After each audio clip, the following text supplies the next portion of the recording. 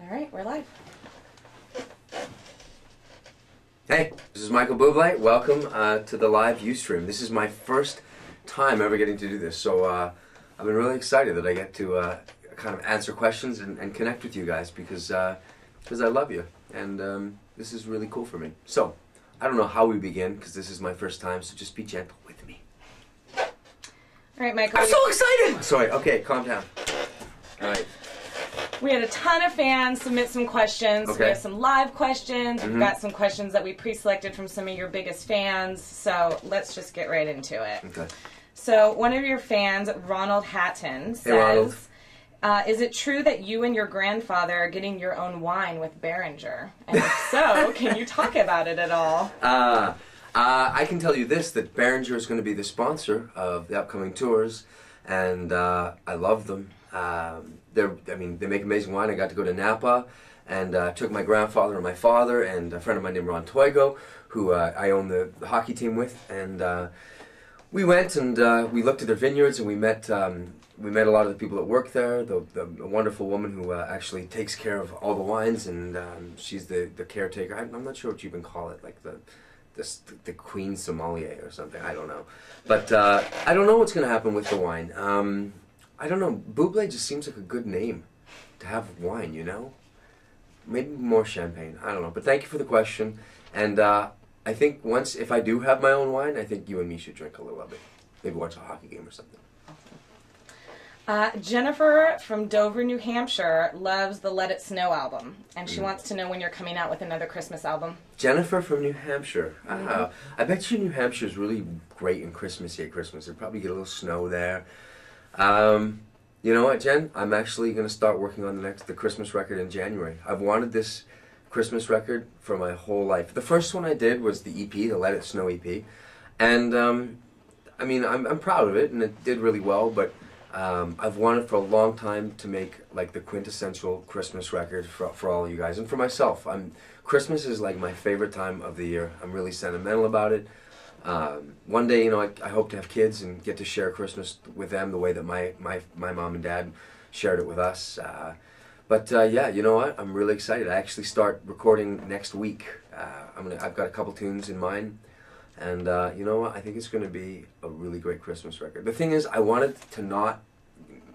didn't want it to be too early in my career to make a Christmas record. I wanted to make sure that I established myself as an artist with studio records, and then, you know what I mean? I didn't want to just throw a Christmas record out there for money. I wanted to make sure that the timing was right and that it was going to be a really great record, a really strong record that was traditional and made people, feel warm and fuzzy at Christmas time like I do. So thanks for the question, Jen. Have a great Christmas there in New Hampshire, and I hope next Christmas that you're snuggling under the mistletoe listening to a Buble Christmas song. Well, speaking of Christmas and the holidays, yeah. One of your fans, Patty Farrell, wants to know what the best Christmas present you ever received was when you were a kid. Yes, Patty. The best Christmas present I ever received was Ustream. It was a transformer from my Uncle Kelly, and it was awesome. Truly, it was awesome. It was one of those presents where I had asked for this transformer, but no one got it for me. Everyone got me great presents. And then I thought, it was almost like, remember the Red Racer from the Christmas Story, where he didn't think he was going to get the rifle, and he got whatever he got, like a football helmet or something, and he was disappointed, but he didn't want to let anybody know. And then all of a sudden, at the last moment, his dad brought the Christmas present behind the couch, and Santa had brought it. That's kind of what it was like for me, except my Uncle Kelly was the one who bought me the transformer. And also a cool present was once my parents told me that my bedroom had been fumigated because we had an ant problem. But turns out, while it was being fumigated, only the magic of Santa Claus could have got into the room and done a whole refurbish of my bedroom. And when he finished, I had all Star Wars sheets, wallpaper. I had a Darth Vader, even a light switch where you switch up his nose thing.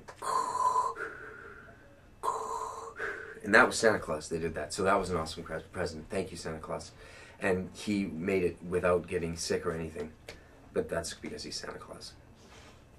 Well, this year for the holidays, we know you're going to be touring a lot. So we don't know if Santa will visit you, but we have a ton of... What are you talking about? Yeah, Santa will visit me. Even on tour? I promise you right now, I'll come. No matter where you are. Mm-hmm. All right.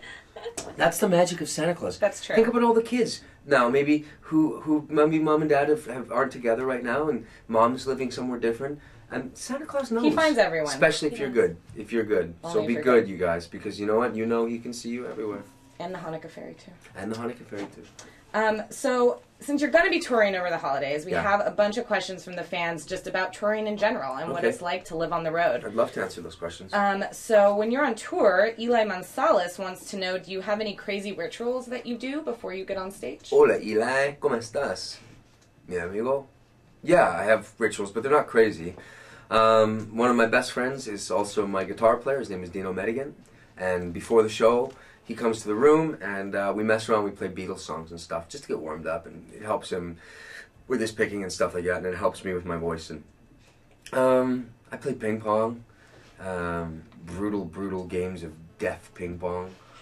But really, I'm not one of those people that I don't need any like privacy or space or time to like me, nothing like that. I don't have a vocal coach and no, I love going out there. So sometimes, Eli, the toughest thing for me is the time that it takes because I just want to get out there and be with you guys. And I think you guys can see it too. I think you can see it when I'm up there that truly I really am sincere about enjoying my life with you guys up there and loving what I do.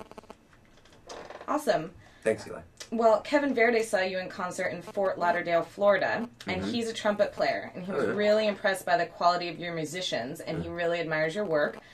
Being a musician himself, Kevin wants to know how much time you spend rehearsing with the band before you go out on the tour. Oh, well, thanks for the question, Kevin, and maybe one day we'll play together, dude. We don't spend that much time rehearsing. Right before an actual tour starts, we might do a couple hours and just brush up on stuff, but that's about it. Even our sound checks are pretty tame. I mean, half an hour.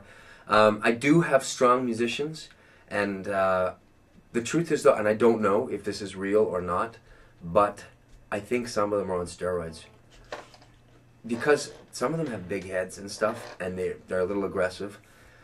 But they're really good players. So if that's what it takes for them, I'm not testing them or making them pee in cups or anything yet. But forget about trumpet playing. You should see them hit home runs. Thank you for the question, Kevin. All right, our next question comes from Barcelona, Spain. So there we go, more Spanish. Hola! ¿Qué pasa? Woohoo! We have Albert Barba from Barcelona, Spain. Albert, ¿qué pasa? He saw you in concert and was Gracias. really impressed with your voice skills and the personality that you put into all of your performances. Steroids. So he wants to know, what do you think about the fact that you're so unlike other artists who have a wall between the public and the performer? And do you realize that this actually makes you a better artist? Oh, well, thank you for the question. Gracias. Me gusta mucho. Porque I like what I do, man. I like my life. And, you know, the truth is that I don't think it makes you better than other artists. It makes you different. But it makes, definitely, I'm a different kind of artist because of the fact that I love to connect like that. And I love to put on a show. And, you know, I think it's important. I think that people pay really good money and they work really hard. You know, all of you guys work hard for that money to pay for tickets. And I think that you deserve the recognition. You deserve the respect of someone caring enough on stage to put forth an effort, to try to connect with you, to make you laugh, to make you feel something, to make you understand that when I get up there, it's special for me too. You know, it's not just another night. I'm really blessed that I get to go and share my life with you guys like that. And I'm growing up. I mean, I'm growing up with you. I mean, together we're getting older, and I thank God every day that I have the opportunity to be this conscious with this many great people like you. So thank you so much for the question. You know, yo quiero ver pronto. I said none of that right. I sound like a caveman. I wanted to say, I look for, well, let's just say this. Hasta luego. Gracias. Great.